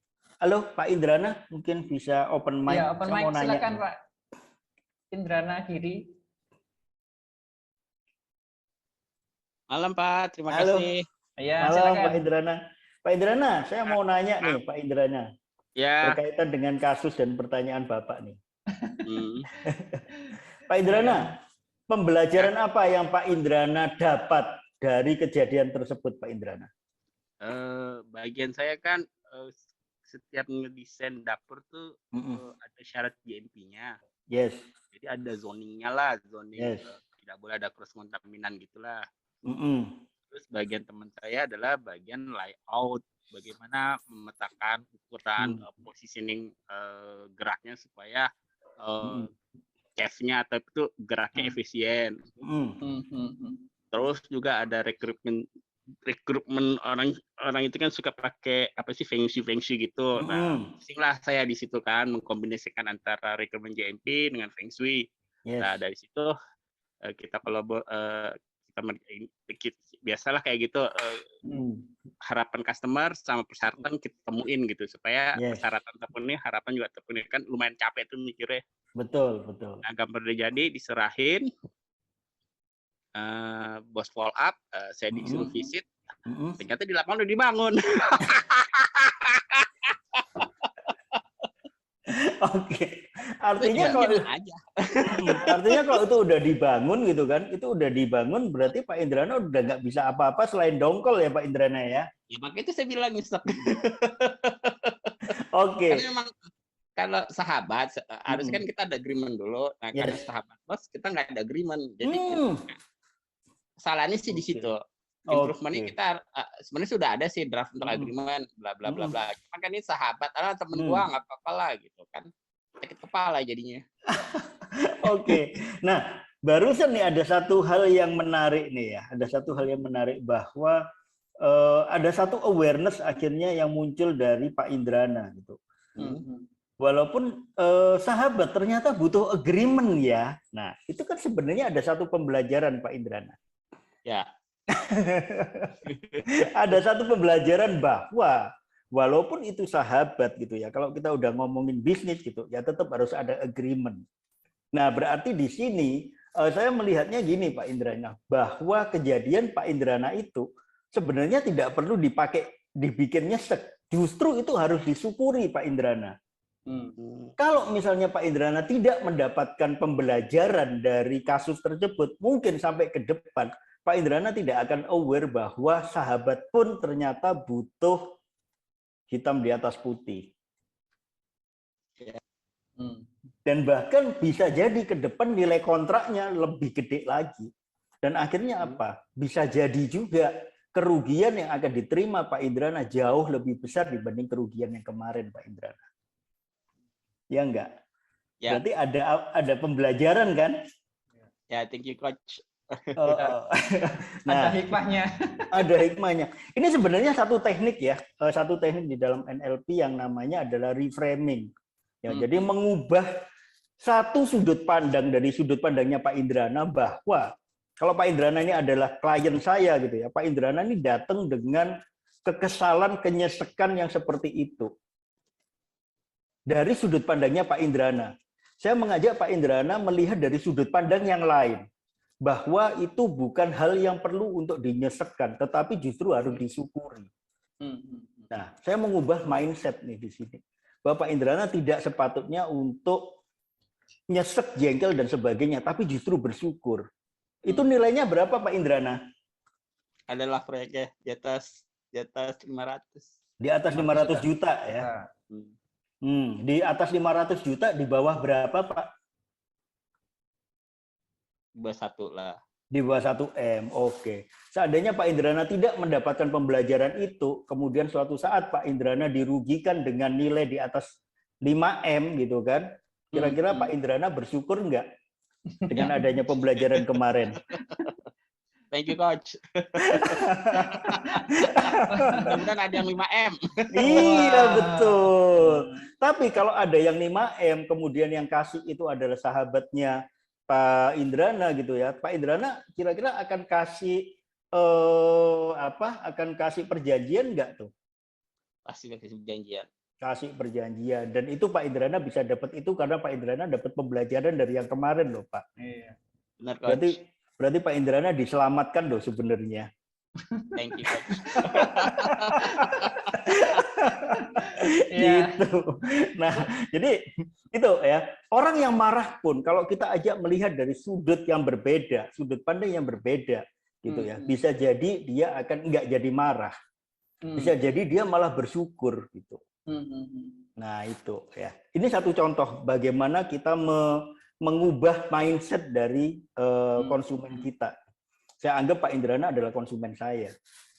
Gitu. Mantap. Semoga Pak Indrana ada pencerahan ya. Thank you. Ya. Terima kasih Pak Indrana. Thank you Pak Indrana.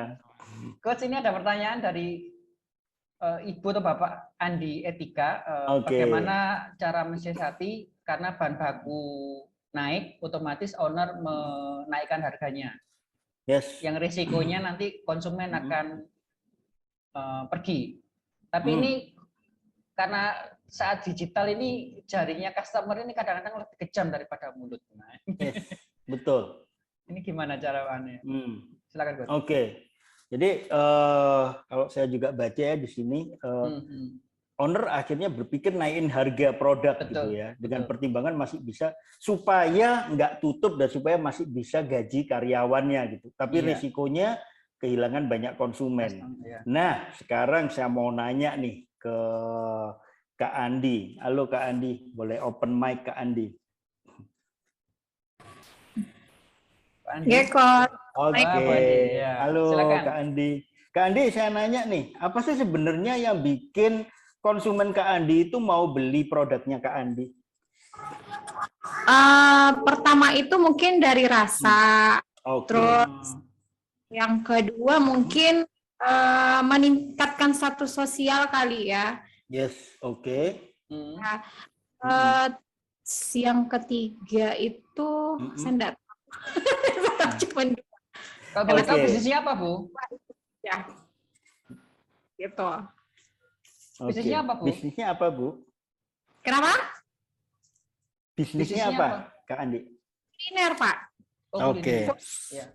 Oke, berarti kalau dari sudut pandang Kak Andi, gitu ya, bahwa orang itu mau beli produknya Kak Andi karena kualitas dan karena bisa meningkatkan gengsi ya Kak Andi ya? Ya.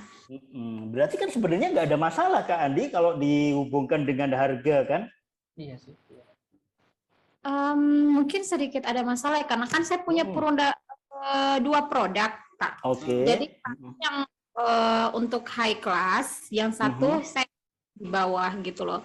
Sedangkan lebih banyak memang yang di bawah gitu. Loyalnya yang daripada yang di atas. Gitu.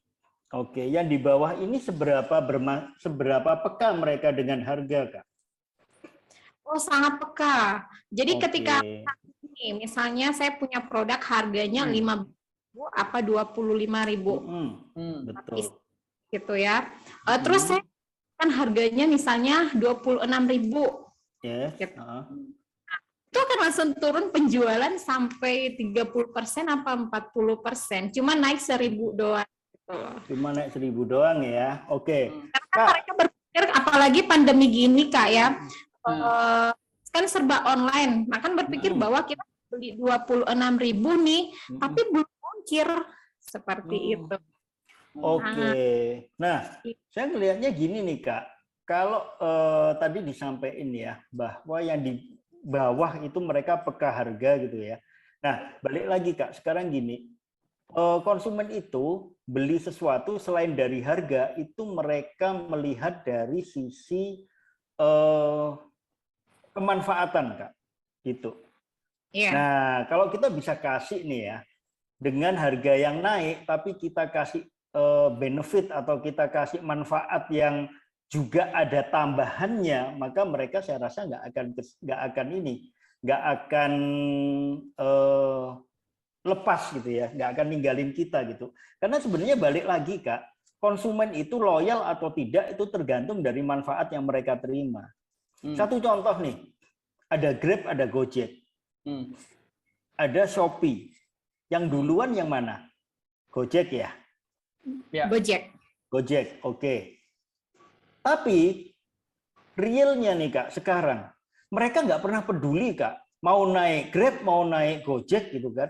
Yang penting adalah mana yang lebih murah dan mana yang bisa ngasih mereka diskon lebih gede. Dan mana yang bisa ngasih mereka sekarang gini, diskon gede tapi terus armadanya dikit.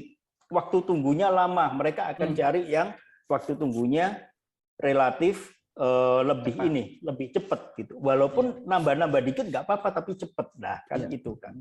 Gitu. Jadi intinya adalah tidak semua konsumen itu hanya peka terhadap harga aja, tapi mereka itu pekanya adalah terhadap layanan. Jadi kalau misalnya gini nih, layanannya Kak Andi gitu ya, walaupun dia naik 1.000 gitu, tapi ada layanan lain yang bisa membantu mereka untuk itu gitu. Ada banyak kemudahan yang diberikan. Nah itu akan bisa membuat mereka juga lebih loyal loh Kak. Biasanya saya kasih voucher Kak. Jadi misalnya ketika pembelian misalnya 10 kali kan saya biasa kasih kartu. Jadi cap nanti saya kasih gratis 1 gitu. Nanti ketika capnya sudah 10 seperti itu. Biasanya Oke. Nah, satu Masuk lagi. pelayanan kah atau reward atau apa gitu? Oke. Saya punya satu ini sih Kak, saya pernah ngelakuin juga ya, itu yang namanya program ini Kak. Jadi kita kolaborasi Kak, gitu. Jadi misalnya nih, Kak Andi kolaborasi sama Kak Pram tuh, ya. Kak Andi kolaborasi sama Mas Pram. Misalnya gini, Mas Pram, kita kan temen nih Mas Pram, saya akan bantu Mas Pram untuk cari customer baru, tapi tolong dong saya dikasih harga khusus nih, gitu. Mas Pram bilang, oke deh, Kak Andi, tak kasih diskon reseller deh. Biasanya diskon reseller berapa Mas Pram? Harga reseller? Ya 300 ribu nggak apa-apa. Mas Pram berani kasih diskon Kak Andi berapa nih? Ya 50% nggak apa-apa. Yakin? Ya. Yakin? Yakin ya? Oke, Kak Andi dapat diskon 50% kalau laundry di Mas Pram, Kak Andi. Kak Andi bisa nih, oke, itu naikin 1.000 atau 2.000 rupiah gitu ya. Nanti setiap pembelian akumulasi 100.000, maka akan bisa laundry di tempatnya Mas Pram dengan diskon 20%. Kak Andi udah cuan tuh 30% tuh dari Mas Pram. Konsumennya Kak Andi dapat benefit lebih gede, dapat manfaat lebih gede. Mereka akan terpacu untuk ngejar ke 100.000 supaya bisa laundry diskon 25% tuh dari Mas Pram. Oh, berarti intinya itu konsumen itu lihat apa juga yang untung di saya gitu ya? Iya, bener banget. Seberapa bisa Kak Andi memberikan keuntungan untuk konsumen Kak Andi? Iya. Gitu. Konsumen itu pada prinsipnya mereka nggak terlalu loyal dengan ini kok, nggak terlalu loyal dengan produk kita gitu ya. Konsumen itu hanya loyal pada manfaat yang mereka terima Kak Andi. Gitu. Termasuk gengsi. Kenapa orang lebih pilih Aqua gitu ya? Wah, karena mereka loyal dengan brand Aqua. Menurut saya enggak. Mereka loyal pada gengsi mereka karena minumnya Aqua dibandingkan dengan yang merek Indomaret. Gengsinya lebih tinggi. Jadi mereka loyalnya pada gengsinya, bukan pada produknya. Seandainya Aqua tuh bangkrut, mereka juga cuek-cuek aja kok Kak Andi. Ya enggak? Mereka enggak peduli, kenal aja enggak gitu kan sama Pak Tirto gitu kan. Ya benar. Mereka hanya loyal terhadap kepentingan mereka Kak Andi. Mereka hanya loyal terhadap kepentingan pribadi mereka tuh apa. Sepanjang Kak Andi bisa kasih gitu ya, kita semua ini bisa kasih manfaat yang maksimal untuk si konsumen, maka mereka akan loyal. Actually mereka bukan loyal pada kita. Ya. Ini mungkin agak pedes ya kalau saya ngomong gini. Mungkin kalau motivator-motivator yang lain nggak akan ngomong gini. Kalau saya nggak bisa basa-basi gitu ya. Saya ngomong apa adanya gitu. Artinya bullshit lah. Mereka itu loyal pada produk kita ataupun apa. Walaupun itu teman. Coba deh kalau nggak percaya gitu. Coba kecewain mereka. Saya yakin mereka pindah kok walaupun teman. Ya nggak? Artinya mereka itu hanya loyal pada kemanfaatan yang mereka terima. Sepanjang kita bisa memberikan manfaat dan memuaskan mereka lebih dari yang lain, mereka akan loyal. Kelihatannya loyal pada kita, tapi sebenarnya mereka loyal pada kepentingan mereka sendiri. Maka berusahalah untuk melihat dari sudut pandang mereka.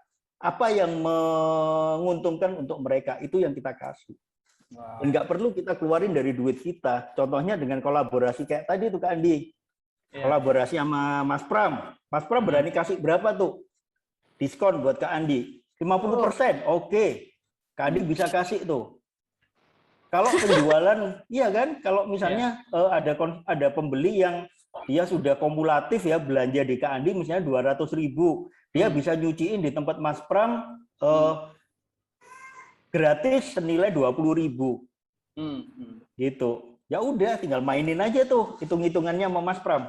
Nah, Mas Pram untung dapat pembeli baru gitu kan, dapat konsumen baru gitu. Sementara duitnya mungkin Mas Pram cuman profit tipis gitu ya. Kak Andi bisa kasih manfaat gede buat konsumennya tanpa Kak Andi keluar biaya promosi terlalu gede Kak Andi. Gitu Kak Andi. Itulah apa pentingnya kolaborasi ya Coach ya. Yes, betul banget. ya gitu ya, antar pengusaha gitu Pak ya. Iya dong Kak.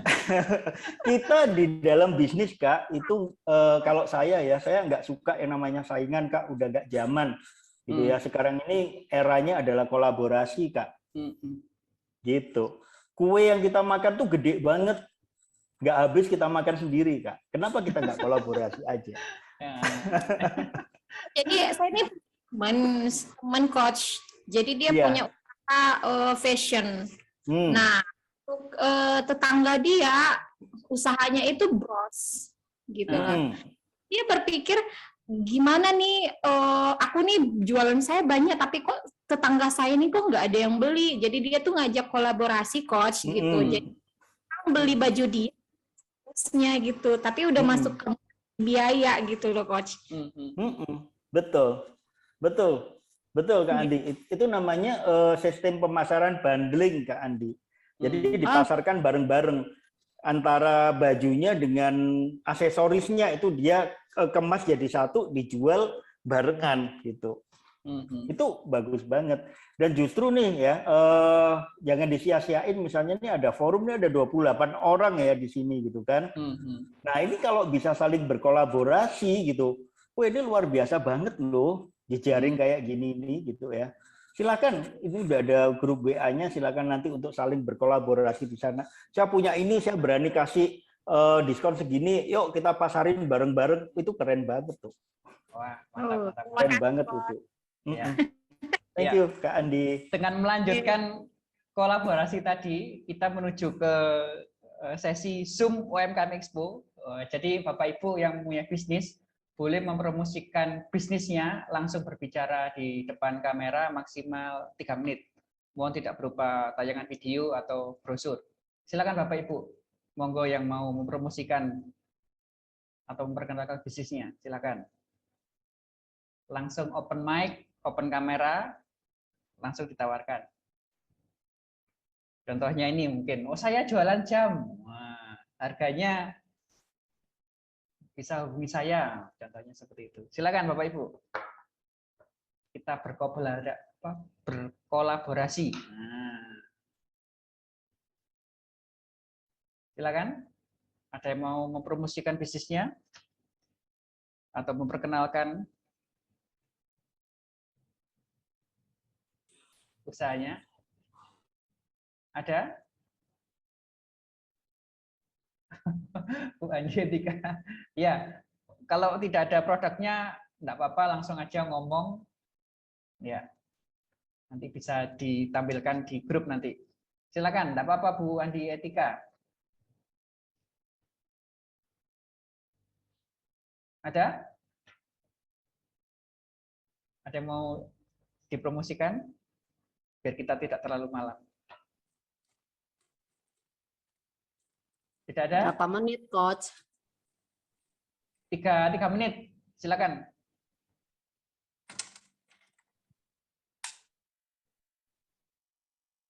Halo?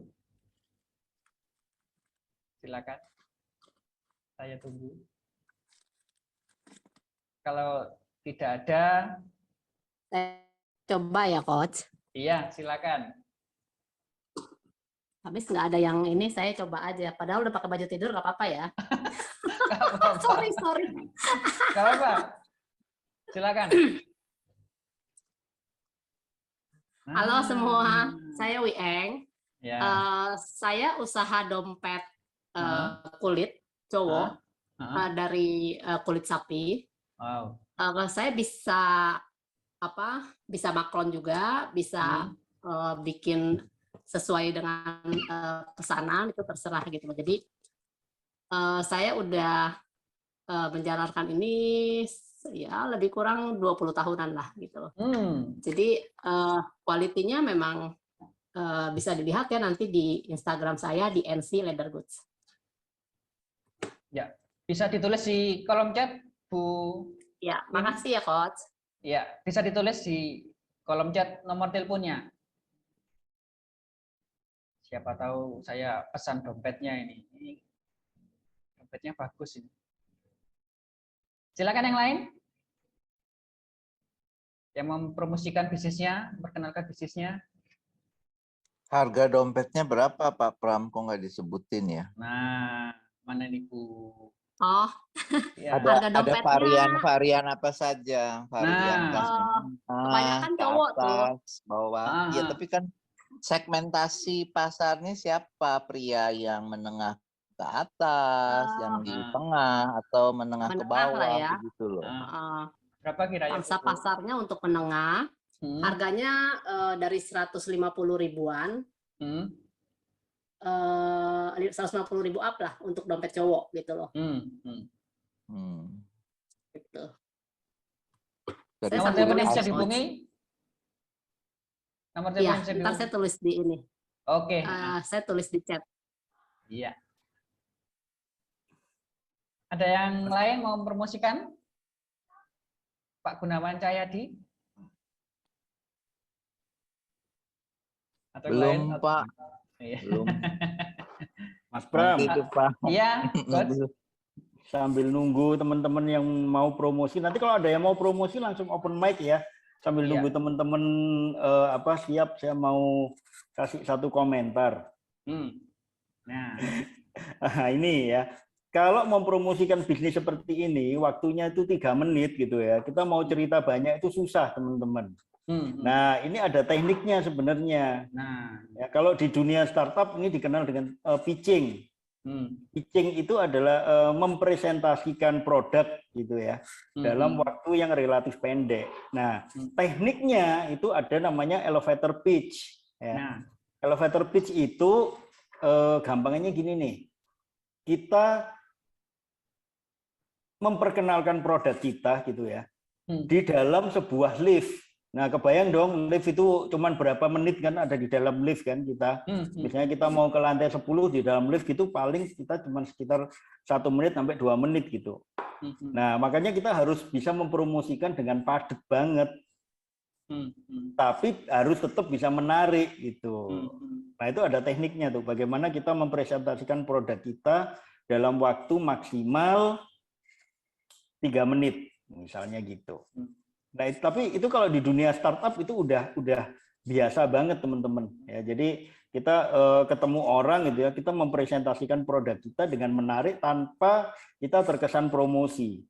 Nah, mau dong Coach ilmunya. Nah, ini boleh. Ini saya kasih satu contoh ya. Harus dibahas di ini. Di webinar yang akan datang ini. Boleh.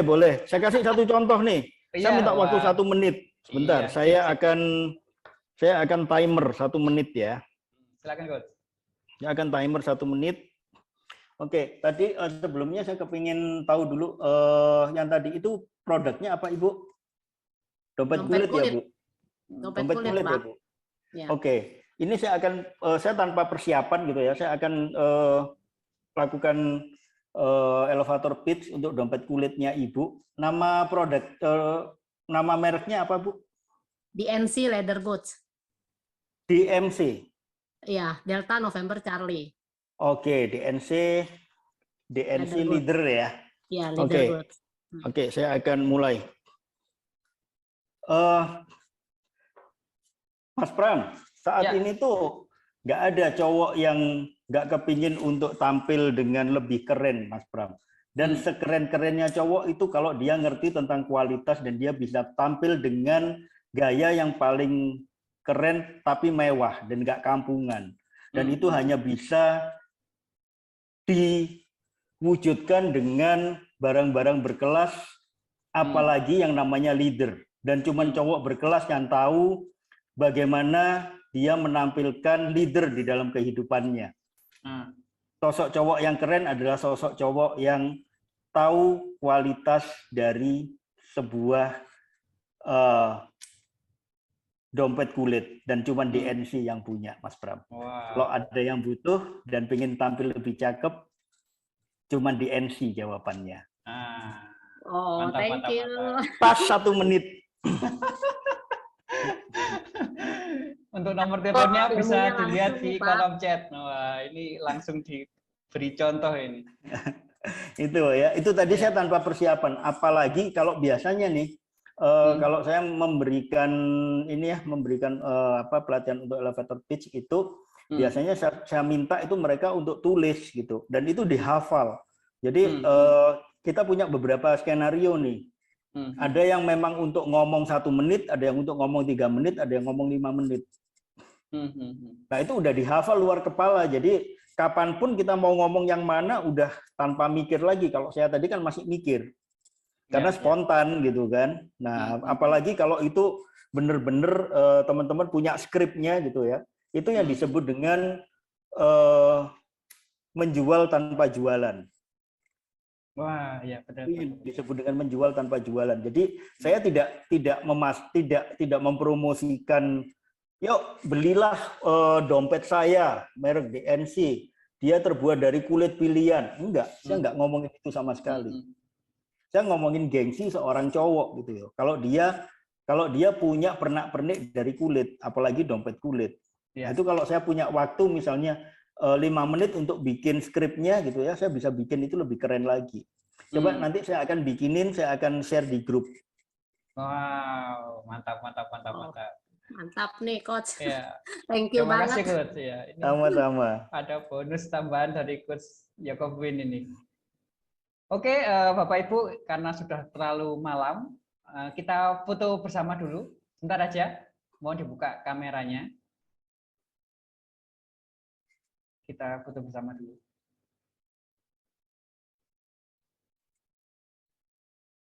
Silakan, saya tunggu. Ada 2 halaman. Bentar aja. Oke, siap ya. Saya foto dulu.